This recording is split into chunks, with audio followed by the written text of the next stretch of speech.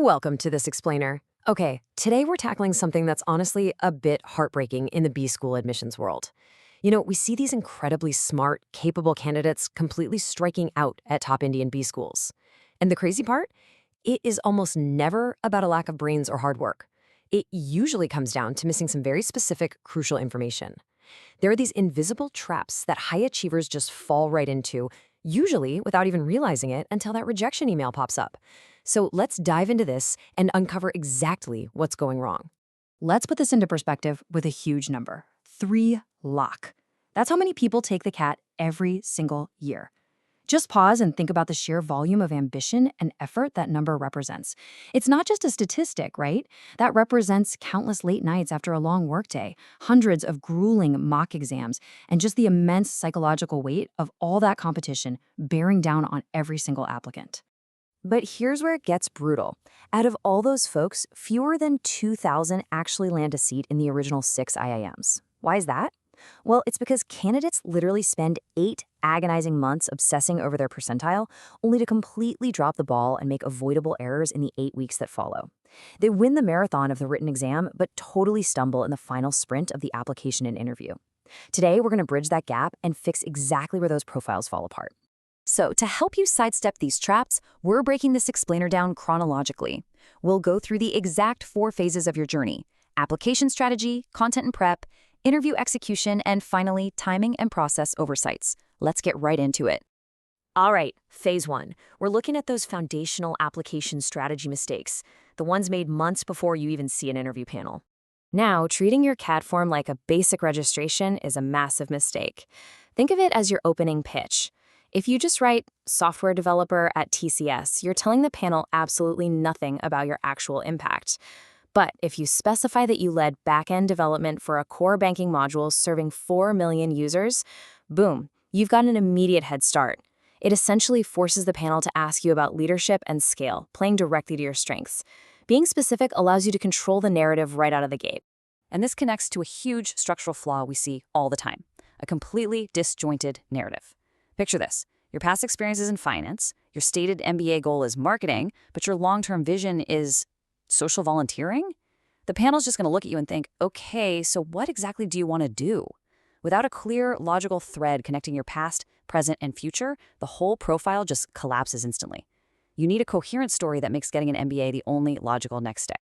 Another total deal breaker is not diversifying your college list. You absolutely have to cast a wide net. Apply to stretch, target, and safe colleges simultaneously. Look, the raw percentile competition at the very top is just structurally different, especially if you're in a highly crowded demographic, like, say, male IT engineers. A lot of times pride gets in the way here. If you only apply to the top 5 IIMs, you might realize way too late that excellent Tier 1 schools were well within your reach, but you missed out simply because you didn't cast that strategic net and their form's already closed. Moving right along to phase 2. Let's dig into the intellectual traps people fall into when they start prepping their actual interview content. Okay, the legendary why MBA question. If you give a generic answer like, I want to move into consulting, you're practically disqualifying yourself. It tells them nothing about why you need this specific degree right now. Instead, give them a specific diagnosis. Tell them, hey, I've hit a ceiling with this specific skill, and I need strategic frameworks to close that gap. That builds instant, undeniable credibility. It proves you've really thought about the utility of the education, not just the fancy brand name. Now, let's talk about hobbies. Please, do not list a hobby just to sound intellectual. It's a massive trap. Senior panels love to drill into these. Imagine claiming you're a voracious reader, offering Atomic Habits as your latest book, and then completely freezing when they ask for a genuine critique of the author's methodology. Yeah, it's game over. You haven't just messed up a question, you've lost their trust. If you can't passionately talk about a hobby in depth for 20 minutes, just leave it off your profile.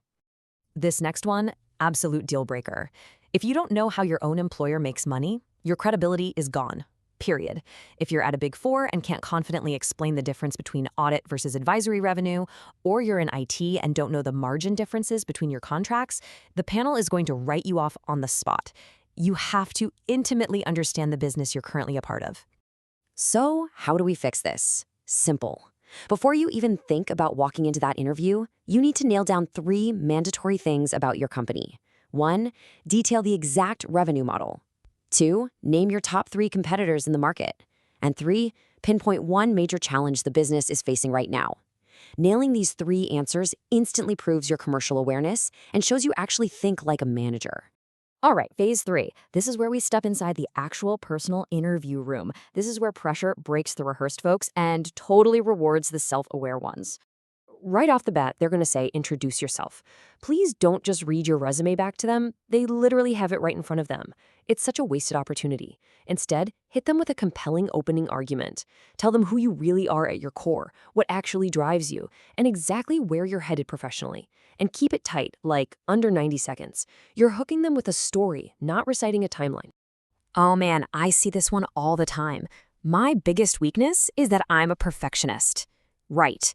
Offering a disguised strength as a weakness is going to make a senior IM panel internally roll their eyes so hard. It just screams rehearsed performance. They will aggressively dismantle that answer because it proves you either lack true self-awareness, or worse, you're choosing to perform rather than reflect. Bring a real, actual limitation to the table, and then tell them exactly the steps you're taking to fix it. Next up is current affairs. Listen, sitting on the fence about major business policies, it just signals a lack of depth and courage. Whether it's demonetization or the Adani Hindenburg report, and hey, we aren't taking sides here, but you need to. Pick 5 live issues, form a firm opinion, and be ready to defend it. But here's the kicker. You also have to know how to gracefully concede a point when the panel hits you with a valid counterargument. Conceding shows real maturity. Finally, we are at phase 4. Let's look at those sneaky timing and process oversights that routinely disqualify amazing profiles at the very last second. This one is a painful reality check. Ignoring your sectional cutoffs is fatal. You could have a phenomenal 99.2 overall percentile, but if your verbal score is sitting at 72, you are not getting an IIM Ahmedabad shortlist. It's that simple. One weak section can completely wipe out an otherwise stellar overall score. You literally cannot afford to ignore your weakest subject during your prep. You've also got to remember this. There is a massive 5-month gap between submitting your form in September and sitting in that chair in February or March. If you wait to practice for the written ability test, or if you show up to the interview without any fresh professional updates, like a new certification, a recent promotion, or a cool project, you're leaving this huge, glaring dead zone in your profile. You have to prove you've been growing and evolving during those 5 months. And what if you get waitlisted? Treating a waitlist like a polite rejection is a huge passive mistake. Waitlists move all the time. If you get waitlisted, send a highly specific letter of intent within a week. Keep it under 300 words. Show them specific momentum and make it crystal clear that they are your undisputed top choice. Prove that if they make the offer, you are saying yes immediately. So, bringing all of these phases together, what actually makes a winning MBA profile?